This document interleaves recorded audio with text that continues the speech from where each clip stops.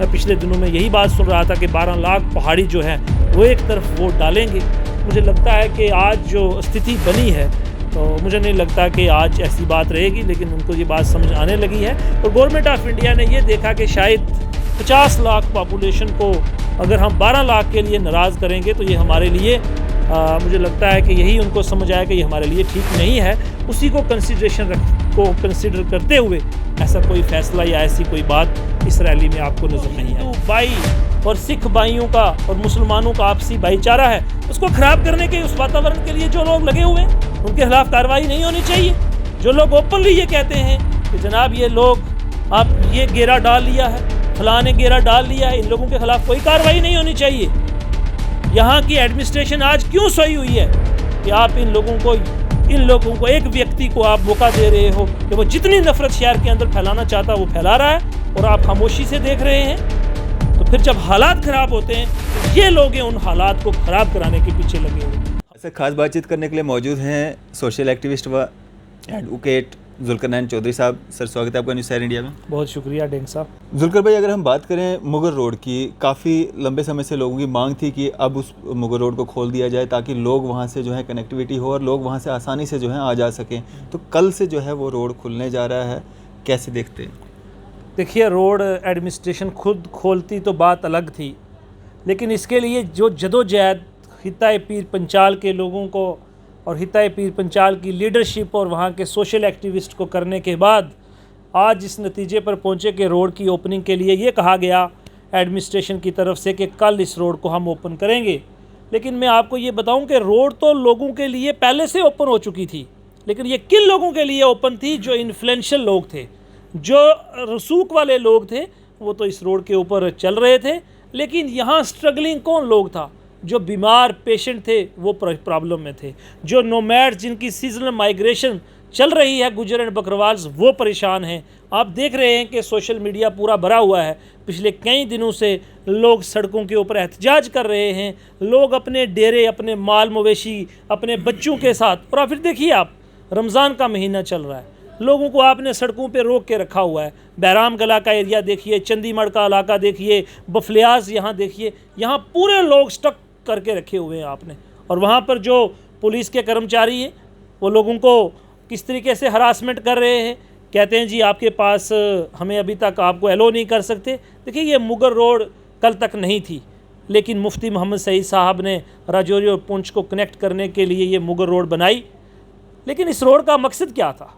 ताकि लोगों, देखिए कश्मीर के साथ लोगों का बहुत पहले से जुड़ाव और ख़ास करके ट्राइबल पॉपुलेशन का, क्योंकि जो लोग 6 महीने कश्मीर में अपना वक्त बिताते हैं, 6 महीने जो है वो जम्मू की तरफ आते हैं। आपको मालूम होना चाहिए कि अभी हमारे हिताए पीर पंचाल के अंदर जो पॉपुलेशन है वो 40 से 50% पॉपुलेशन ट्राइबल्स की है। और ये ट्राइबल्स की जो 50% पॉपुलेशन है उसमें से 40% पॉपुलेशन जो है वो ट्रैवल करती है, वो सीजनल माइग्रेट करती है, 6 महीने कश्मीर और 6 महीने जम्मू में अपने माल मवेशी के साथ। लेकिन आज देखिए कि पिछले मौसम कितना बदल चुका है और रोड की क्लियरेंस जो मेरे पास जानकारी है उसके मुताबिक 1 महीने से हो चुका था। लेकिन 1 महीने से रोड पे जो स्नो क्लियरेंस होने के बावजूद without any justification and without any reason आपने रोड को बंद करके रखा। और आप देख रहे हैं कि लोग, बीमार लोग हैं, जो पेशेंट लोग इंतज़ार कर रहे थे कि ये रोड खुले और हम लोगों ने अपनी सर्जरी करानी है, डॉक्टर को चेकअप करवाना है, कश्मीर की तरफ जाके स्कीम्स में, सोरा में इलाज मुलाज के लिए लोग जाते हैं, परेशान बैठे हैं। आप देख रहे थे कि जो लोग पेपर देने के लिए, बहुत सारे लोग हमारे कश्मीर यूनिवर्सिटी में पढ़ते हैं, बहुत सारे लोग MA BEd जो है वो BEd के जो है वो कश्मीर कॉलेज से करते हैं। तो हमें इतने टेलीफोन रिसीव हुए कि सर अब जम्मू आना है, रोड की ओपनिंग नहीं हो रही है, हमें जाने नहीं दिया जा रहा। और मैं आपको याद कराऊंगा कि लास्ट ईयर भी एक लंबी स्ट्रगल करनी पड़ी और हमारे एक राजौरी SHO थे जिलानी जी, उनकी मदर का शायद कोई इंतकाल हो गया था या बीमार थे तो उनको कश्मीर जाना था, तो उन्होंने फिर फोर्सिबली जो है ये सड़क जो है क्रॉस करने की कोशिश की, तो उनको आर्मी ने रोक के रखा। तो आपको मालूम है कि हर साल ये स्ट्रगल क्यों करनी पड़ती है। अब देखिए नवंबर, दिसंबर, जनवरी और फेब एंडिंग तक तो ये मसला ख़त्म हो जाता है स्नो का, उसके अलावा कोई दिक्कत नहीं है। लेकिन अननेसेसरली हरासमेंट, जो कि हमने आज भी कहा और बाकी तमाम लोगों ने भी ये कहा कि भाई ये रोड तो लोगों के लिए है तो लोगों को जाने दिया जाए, लेकिन अननेसेसरी हरासमेंट, भीख मंगवाई जाती है लोगों से। आखिर आप लोगों को इतना तंग क्यों करना चाहते हैं? क्या ये एडमिनिस्ट्रेशन ने जो फैसला लिया है ये दबाव में लिया है? जब प्रेशर पड़ा, सड़कें बंद हुई, लोग सड़कों पे आए, उसके बाद में ये मतलब एडमिनिस्ट्रेशन को फैसला लेना पड़ा? देखिए, जो जिस तरह से लगातार लोगों की स्ट्रगल थी, लीडरशिप ने सामने आके बात की, और जो हमारे इलेक्टेड डीडीसी, बीडीसी या बाकी जो पंची सरपंचीज़ हैं, सोशल एक्टिविस्ट हैं, जो खिताए पीर पंचाल की लीडरशिप है, और ख़ास करके मैं आपको कह रहा हूँ वो इफ़ेक्टेड फैमिलीज़ जो सड़कों के ऊपर स्ट्रगल कर रहे हैं, जो मुसाफिर हैं, जिन्होंने कश्मीर की तरफ जा रहे हैं, उनकी प्लाइट को कंसिडरेशन में रखते हुए आज सरकार को ऐसा लगा कि ये काम हमें करना पड़ेगा। अदरवाइज़ मुझे लगता है कि आने वाले दिनों में हालात ऐसे होते कि शायद लोग सड़कों पे आते, एहतजाज करते, और एडमिनिस्ट्रेशन को ये फील करना पड़ता, फेस करना पड़ता, और लोग जबरन रोड को क्रॉस करते। अब लोगों को इस तरह तंग नहीं कर सकते। सरकार बनी किस लिए है? लोगों को फैसिलिटी प्रोवाइड करने के लिए। लेकिन वहीं सरकार अगर लोगों को दबाकर लोगों के साथ इस तरह से नाइंसाफ़ी करेगी तो फिर कौन सी सरकार यहाँ काम कर रही है? और that too without any justification, without any reason. आप कैसे एक सड़क को बंद करके रखते हैं?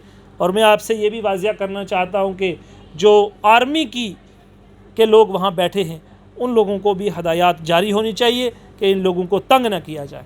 और दूसरी बात जो ट्राइबल्स की मैं करना चाहता हूँ, गुज्जर एंड बकरवाल्स को जो हरासमेंट इस रोड के ऊपर जो है वो इस परमिशन की नाम पे हो रही है, उसको बंद किया जाए। लगा ऑनलाइन है ना? देखिए, ये जो ट्राइबल्स लोग जो आज भी ट्रैवल कर रहे हैं, उनको परमिशन लेना इतना आसान नहीं है। अनपढ़ता है, लोग सारे पढ़े लिखे नहीं हैं, तो वो 5-5, 7-7, 10-10 दिन डीसी ऑफिस के चक्कर काटते रहते हैं। आपने रखा था ऑफलाइन, तो लोग जाते थे, दरख्वास्त देते थे, परमिशन ग्रांट होती थी। अब आपने इसको कर लिया ऑनलाइन, तो ऑनलाइन करने के लिए आपको 200-400 रुपया खर्च करना है। फिर आपको पता ही नहीं चलता जी आपकी फ़ाइल कहाँ पहुँची है, उसमें क्या हो रहा है, किसकी परमिशन बन रही है, किसकी नहीं बन रही। तो दिक्कत है ना, इतना मुश्किल के हालात बने हुए। फिर आप देखिए, जो गाड़ी ट्रैवल करने के लिए मुगर रोड पे लोगों ने हायर की, कहते हैं जी हमने 5,000 रुपये में, 8,000 रुपये में, 10,000 रुपये में एक टाटा मोबाइल की है, क्योंकि डिस्टेंस जहाँ से गाड़ियाँ निकलती हैं वैसे वैसे पैसा है। तो एक दिन का अगर 10,000 रुपये पे गाड़ी कैरी की है, तो आपने रास्ते में गाड़ी रोक ली है, तो 2 दिन आपने उस गाड़ी को वहाँ रोक के रखा है, तो उसके चार्जेस 10,000 की जगह 30,000 लगने लगे। तो ये लोग इस काबिल नहीं हैं कि ये पैसा पे कर पाएँ, लूटा जा रहा है लोगों को। और फिर क्या हो रहा है कि देखिए आज वो लोग कैसे काम करेंगे। आप देखें, सड़कों के ऊपर मैं देख रहा हूँ पेशेंट पड़े हुए हैं, वो कह रहे हैं सर हमें जाने दीजिए, रमज़ान का महीना चल रहा है। आपको मालूम है रास्ते में ट्रैवल करते वक्त कितना राशन पानी उन लोगों के पास है, लेकिन सुनने के लिए ये लोग तैयार नहीं। लेकिन ये खुशी की बात है कि एक लंबी स्ट्रगल और जदोजहद के बाद, which is very unfortunate, but ultimately हम देर आए दुरुस्त आए, लेकिन आज ये ऐलान हुआ है कि कल से मुगर रोड जो है वो ओपन होगी। और आमदो रफ्त आम लोगों के लिए, वीआईपीज़ के लिए तो पहले भी थी, लेकिन आम लोगों के लिए ये जितने लोग मैंने आपको ट्राइबल्स बताए, पेशेंट्स बताए, और आप देखिए आप ईद आने वाली है, बहुत सारे लोगों ने कश्मीर से जम्मू की तरफ आना है। और ये खिताए पीर पंचाल के जो ऑफिशियल लोग हैं, जो डिफरेंट डिपार्टमेंट्स में नौकरी करते हैं, जो वहाँ पढ़ते हैं, वो ईद पर इस रास्ते से घर आ पाएंगे। और बहुत सारे लोग खिताए पीर पंचाल के अंदर नौकरी करते हैं जो कश्मीर से बिलोंग करते हैं, तो वो लोग भी मुझे लगता है कि आराम से इस रास्ते से कश्मीर जाएंगे। और मुझे लगता है कि आने वाले दिनों में और आने वाले साल में ख़ास करके इस दिक्कत का सामना ना करना पड़े। एडमिनिस्ट्रेशन से, डिविज़नल कमिश्नर जम्मू से, आईजी ट्रैफिक साहब से भी हम ये गुजारिश करेंगे कि आने वाले वक्त में ऐसे हालात हर साल ना बने। आप लोगों से भीख मत मंगवाइए, आप लोगों को इतना परेशान और इतनी हरासमेंट ना कीजिए बगैर किसी वजह की। जुल्फिकार भाई, पीर पंचाल से जुड़ा ही एक सवाल और रहेगा हमारा, क्योंकि पीर पंचाल एरिया से ही पिछले काफ़ी लंबे समय से एक आवाज़ उठ रही है कि पहाड़ी ट्राइब जो लोग हैं उनको पहाड़ी जो एसटी स्टेटस जो है वो दिया जाए। जिस तरह से मोदी जी की रैली जो यहाँ पे पल्ली गांव में हुई, सांबा में, और पहाड़ी तबके के काफ़ी संख्या में लोग आए और वेलकम भी किया, लेकिन जब वो वापस गए उनका शुक्रिया अदा नहीं किया कि वो वापस जा रहे हैं, और काफ़ी मायूसी के साथ उनको जो है घर वापसी करनी पड़ी। इसको कैसे देखते हैं? पहली बात तो ये है कि प्रधानमंत्री साहब का जम्मू कश्मीर का दौरा और यहाँ से पंचायत को एड्रेस करना, मुझे लगता है कि ये सिर्फ जम्मू कश्मीर के लिए एड्रेस नहीं था उनका, बल्कि पंचायत्स ऑफ द कंट्री को उन्होंने एड्रेस किया। और दूसरा सवाल जो आपने मुझे कहा कि पहाड़ियों का मामला है, मैं समझता हूँ गुज्जर और पहाड़ी जो है एक सिक्के के दो पहलू हैं। बिल्कुल। और आपने देखा कि कितनी लंबी स्ट्रगल, अब वो कितनी जस्टिफाइड है या नहीं है इस पर तो मैं चर्चा नहीं करूँगा, लेकिन आप देखिए कि जो आश्वासन उन लोगों को दिए गए और ये पूरी तवक्को थी कि 24 अप्रैल को जो रैली यहाँ होने जा रही है इसमें कुछ ना कुछ इनके लिए ज़रूर कहा जाएगा, लेकिन प्रधानमंत्री साहब खामोश रहे। और मुझे लगता है जितने मैं अपने पहाड़ी भाइयों के इंटरव्यू सुन रहा हूँ तो बड़ा गुस्सा है और बड़े परेशान हैं, बहुत दुख हुआ उनको, और मुझे लगता है कि हम लोग उनके दुख में शामिल हैं। और मुझे लगता है कि ये चीज़ें जिस तरीके से डिवाइड एंड रूल की पॉलिसी गवर्नमेंट ऑफ इंडिया की इस वक्त की है और इस सरकार की है कि दो भाइयों को आपस में तकसीम किया गया, और मज़ेदार बात यह है कि हम लोग तकसीम होने के लिए तैयार बैठे थे। हमें जिसने भी आश्वासन दिया हमने ये मान लिया कि शायद हमें कुछ मिलने वाला है और हम अपनी कौम को लेके उस तरफ बढ़ते हैं, लेकिन रिज़ल्ट उसके आपके सामने है। आज आप देख रहे हैं कि लोगों को क्या मिला और क्या नहीं मिला, ये अब बताने की बात नहीं है। मुझे लगता है लोगों को समझना चाहिए कि नफ़रत की राजनीति करने वाले लोग आपको कुछ दे नहीं सकते और ना ही आपको नफ़रत की राजनीति से कुछ हासिल हो सकता है तो उन सरकारों का हो सकता है, उनकी टिकटें बढ़ सकती हैं, उनका वोट बैलेंस बढ़ सकता है।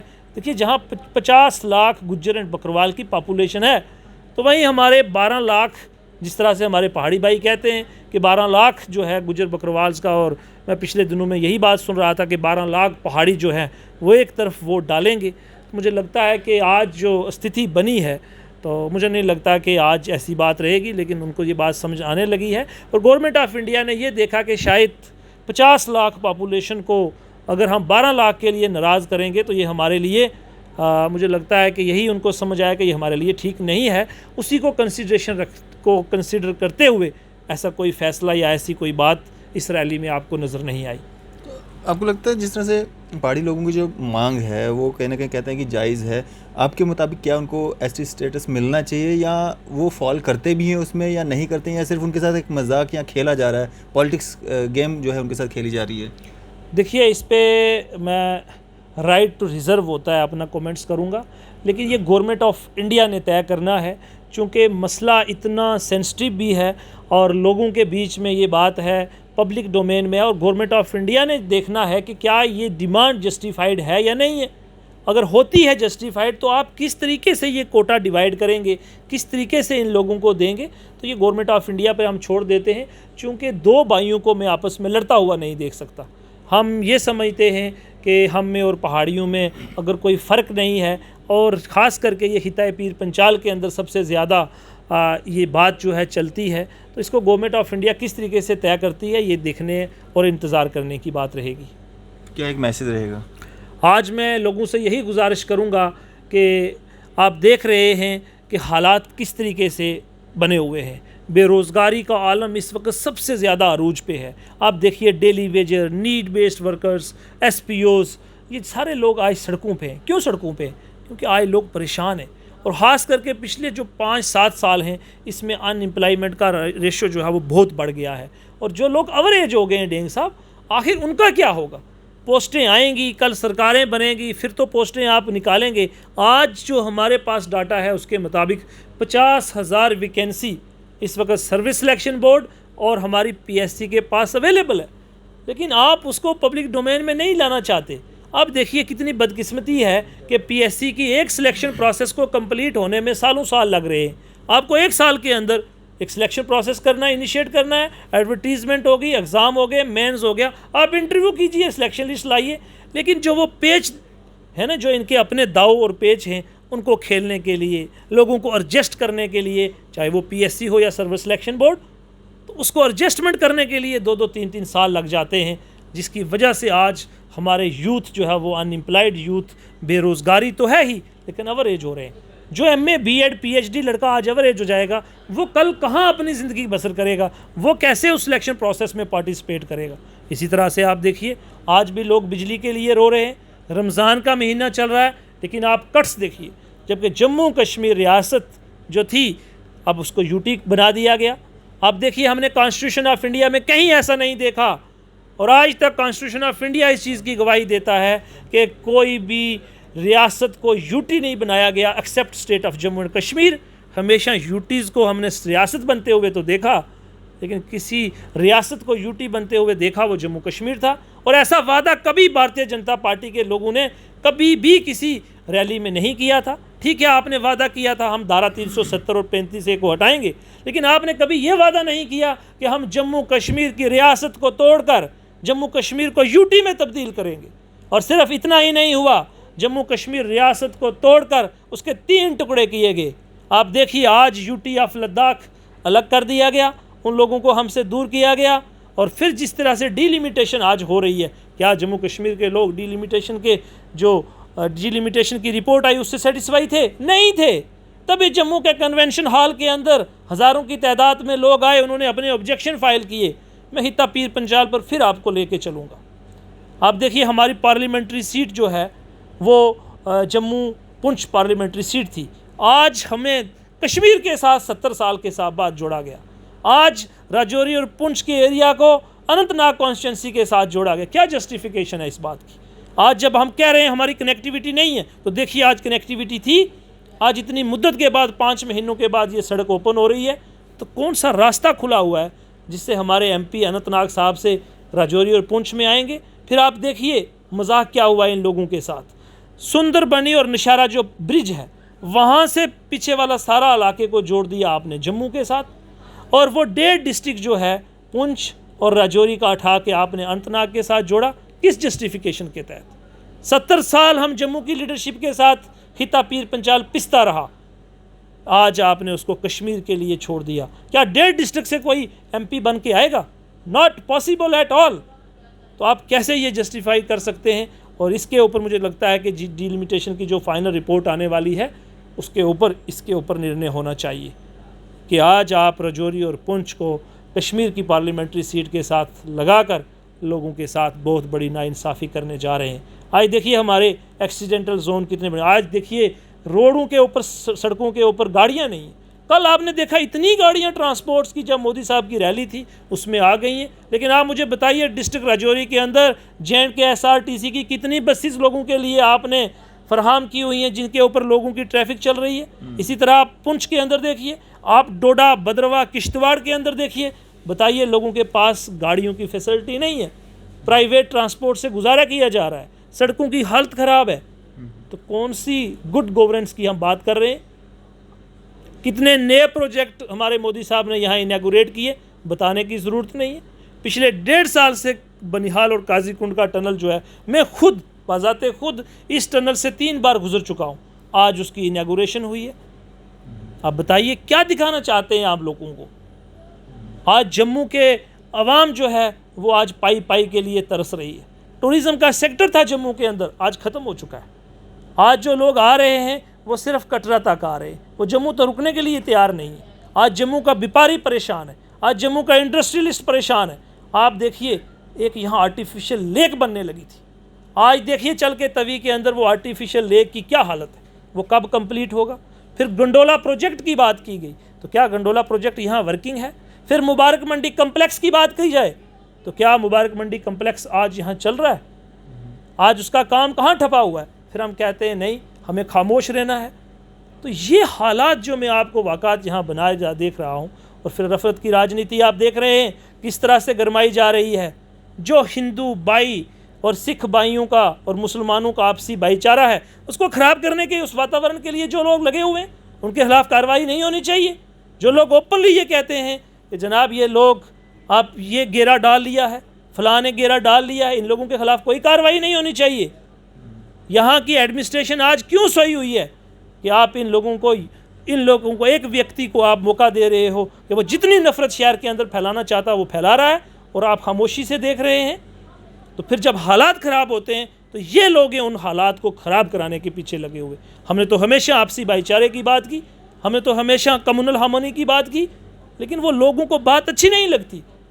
लेकिन जो लोग नफ़रत फैला रहे हैं उनको यहाँ की पुलिस एडमिनिस्ट्रेशन को और यहाँ की हमारी जो बाकी एडमिनिस्ट्रेशन है उसको रोकना चाहिए, ताकि इस नफ़रत के वातावरण को ख़त्म किया जाए। आप लोगों को तकसीम नहीं कर सकते, इस बात पर हमारा पुख्ता यकीन है। कि कभी भी आप लोगों को तकसीम नहीं कर सकते। आप लोगों को जितना मर्जी डिवाइड कर लीजिए, लेकिन जनता जानती है, जनता को मालूम है कि ये सिर्फ राजनीति के लिए किया जा रहा है। आज हमारे डोगरा परिवार, सिख परिवार, मुस्लिम्स का ये जम्मू जो है शेर और बकरी का शहर हमने अक्सर सुना है और हमने प्रैक्टिकली फील किया है। मैं आपको वाज़िया तौर पर ये कहना चाहता हूँ कि जो जम्मू ने हमें इज़्ज़त दी है, जो जम्मू के लोगों ने हमें प्यार दिया है, इससे बढ़कर कुछ नहीं हो सकता। लेकिन ये चंद जो लोग अपने आप को, जिनकी कोई आइडेंटिटी नहीं है समाज के अंदर, जिनका कोई नाम नहीं है, वो लोग इस वातावरण को ख़राब करना चाहते हैं। आपने देखा ठाकुर परिवार ने किस तरीके से इफ्तार पार्टी करवाई और अपने घर के अंदर आपने देखा कि उन्होंने लोगों को नमाज़ पढ़ने के लिए लोग, ये जम्मू है, बिल्कुल ये है लोगों का इत्तेहाद और प्यार। लेकिन ऐसे लोग अगर नहीं रोके जाएंगे तो मुझे लगता है कि ये लोग यहाँ के शहर के वातावरण को ख़राब करेंगे और जो चीज़ गलत है उसको गलत कहना चाहिए। लेकिन आप सब चीज़ों को एक ही तराजू में नहीं तोल सकते। आपको ये चीज़ देखनी पड़ेगी, ये डिफ़ाइन करना पड़ेगा कि क्या गलत है और क्या सही है। बिल्कुल। चलें, शुक्रिया हमारे से बातचीत करने के लिए। बहुत शुक्रिया डेंग साहब। तो ये थे हमारे साथ एडवोकेट जुल्करनैन चौधरी साहब। इसी तरह की मज़ीद अपडेट्स के लिए आप देखते रहें न्यूज़ शहर इंडिया। मैं अरफाज़ अहमद डैंग, कैमरामैन शाहनवाज के साथ।